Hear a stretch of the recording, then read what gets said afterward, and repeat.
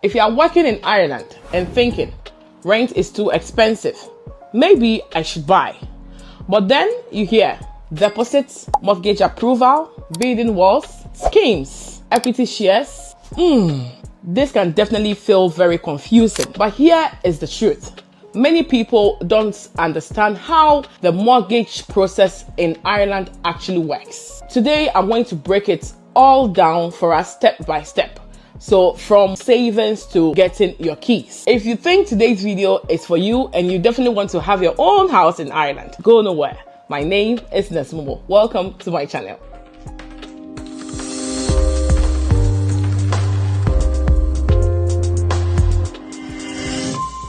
Firstly, we are going to talk about savings. How much can you borrow? In Ireland, most banks lend up to 4 times your gross annual income. For instance, if your gross salary per year is 70,000 euros, then potential mortgage approval is going to be around 280,000. This might be higher depending on the bank that you're actually using. But this deposit actually depends on your job stability, existing loans, credit history, visa or residency status. They'll definitely look at all of that before the approval is done or before it's being determined if you're going to get that much from the bank. Basically, I'll say that borrowing power approval. That step 2 is your deposit. Now let's talk about your deposit. For first-time buyers, you need 10% deposit. Example, if the house price is around 350,000 euros, your deposit is going to be 35,000 euros. That's how much you need to bring out of your own savings. Then some other costs that might be included, your stamp duty, which is usually around 1%, solicitor fees, valuation, and also survey. Realistically,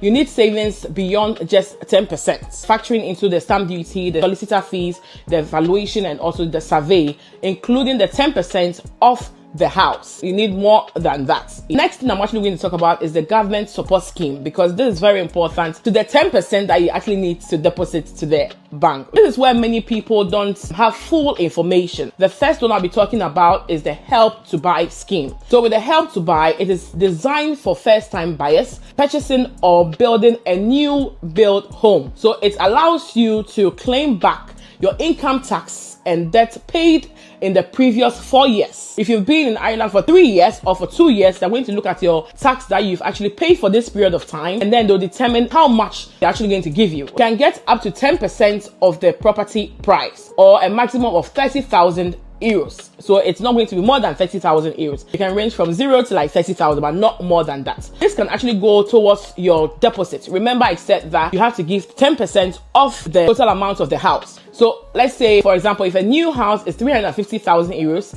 as I actually stated earlier on, you could receive up to 30,000 if you are eligible. Yes, that much. So it's very, very important that you go in for the Help to Buy scheme. It's very good and it's a very great scheme from the government. Importantly, it actually has to be a new build home, as I said earlier on, and you also have to be a first-time buyer. And also, you must also meet the tax contribution requirements before you can actually utilize the Help to Buy scheme. The next scheme I actually talk about is the First Home scheme, which is different from the Help to Buy. And most people always get this mixed up, okay? So the First Home scheme is a shared equity scheme. If your bank will not give you enough to buy a new home, then the government can contribute up to 30% of the purchase price, or let's say 20% if you are using the Help to Buy. Remember, the Help to Buy can give you up to 30,000 euros, which can actually go towards your 10% deposit. If you are not going to utilize or leverage the Help to Buy at all, then you can use up to 30% of the First Home scheme. But if you are using the 10% from the government, which is actually free, the Help to Buy, then you cannot use the whole 30% from First Home scheme, meaning the own percentage can buy back that equity share. You don't need to panic about it. If you can really utilize it, why not just go for it? This scheme is only for new builds as well, first-time buyers, buyers within certain price limits. Every county has a price limit. So the price limit for Dublin is actually different for the price limit for Louth, where I actually reside. The same for Galway, for Cork, what have you. It helps to bridge the gap between what the bank will lend and then the house price. The Help to Buy is actually for free, but the First Home scheme, this is where the government is going to have a share in your home, and then they help lend you money for you to be able to reach that amount that you want to buy your house. So the first home scheme is actually the government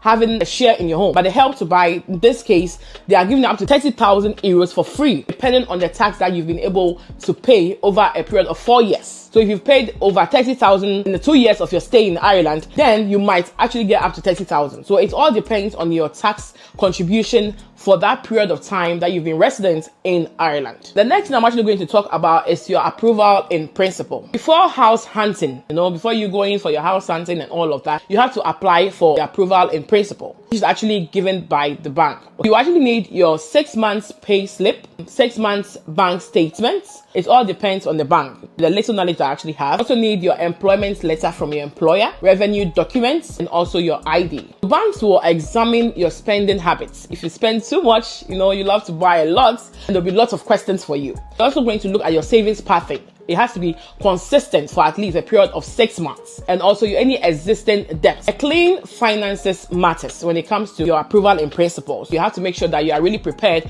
before you proceed. So when you're done with the approval in principle, the next step is house hunting. Cities like Dublin, Galway, Cork expect competition because sometimes the asking price is often not the final sale price. You have to be sure, and then we might get a house for like say 400,000 euros. Then before you realize it's removed to like 450,000 euros. I just have to mention it because housing prices actually skyrocketing. It's crazy when it comes to the major cities like Galway, Dublin, Cork. It's really, really expensive. Like a 2-bedroom house actually going for like over 400,000 euros. If you really want to get a house, it's very important that you start now. So just to add up, new builds may be easier when it comes to using the schemes, because it's really expensive. So using the schemes will be very beneficial to you because you can actually leverage all those schemes just to add up so that you can meet up with the price. Okay. The next step would be your sales agreed. Here's where you have offer accepted, booking deposit paid, solicitor steps in, and then the bank also arranges for valuation. This stage can take weeks or months depending on your bank and also your solicitor and all of that. The next step will be your formal loan offer. So if everything checks out and you receive your mortgage approval, you can now sign your contracts. Funds are now transferred and then you can now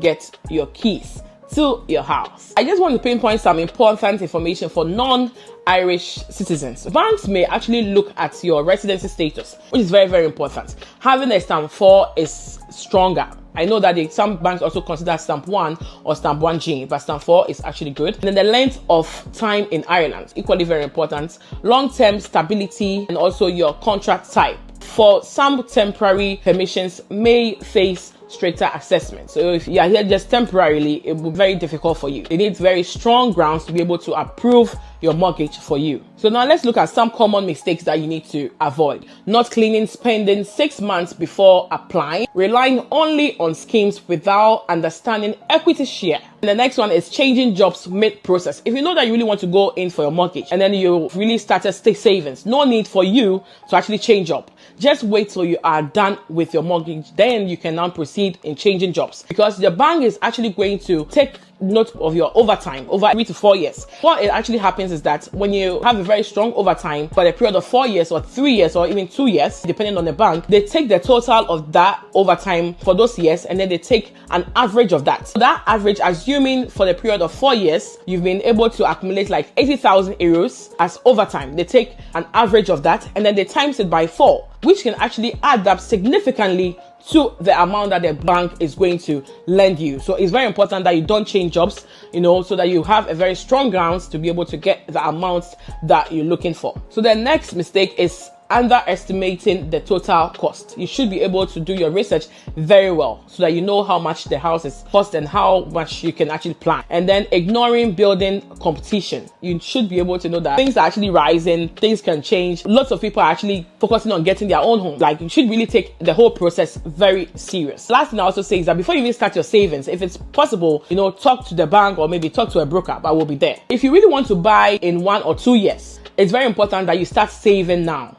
So save consistently. If you know you're saving 2,000 per month, make sure that you keep like that, or 1,500 per month, just keep to that. Reduce unnecessary spending. It's very important that you really reduce spending and shopping and all of that. Understand the scheme early. That's why I'm actually doing this video. And also speak to a mortgage broker. It's very important because a mortgage broker is going to direct you to what you need to do, how much you need to save, which bank is going to lend you more, or which bank is actually going to lend you less. I think the mortgage broker is very important because they go around, they shop for you, and they get you the best bank that is actually going to give you the higher amount. If it's important for you to leverage for any of the schemes, the broker is actually going to explain to you and make sure that you do the right thing. I think I should make some few mistakes myself. That's why I'm actually saying this. So it's very important that you talk to a broker. I always say that just go to a broker first before even going to the bank, or if possible, just stick to a broker and then they can direct or explain the process to you perfectly. The next thing I'll talk about is for you to check your eligibility. Definitely, if you talk to a broker, they're actually going to explain all those things for you. Home ownership in Ireland is possible, but it requires structure. So it's very important that you do the right thing to avoid any unnecessary pressure on yourself or any regrets in the future. Okay. Renting builds someone else's equity. Buying builds yours. Ireland has made it difficult, but not impossible when it comes to mortgage. With the right income, planning, and understanding of schemes like the Help to Buy and the First Home Scheme, you can definitely own your own property here in Ireland. The key is preparation. If you think that today's video has been helpful to you, remember to like and also share this video. If you have any question about mortgage, I pray and I hope that I've been able to really explain to you all that you need to know about mortgage. If you have any addition, if you have your own home in Ireland, congratulations to you. If in case I left anything out of this video, why not just leave it at the comment section, and remember to encourage a girl by giving me a thumbs up. Thank you all so much for always coming through and always sharing and also leaving a comment of encouragement to me. See you all soon on my next video. Bye.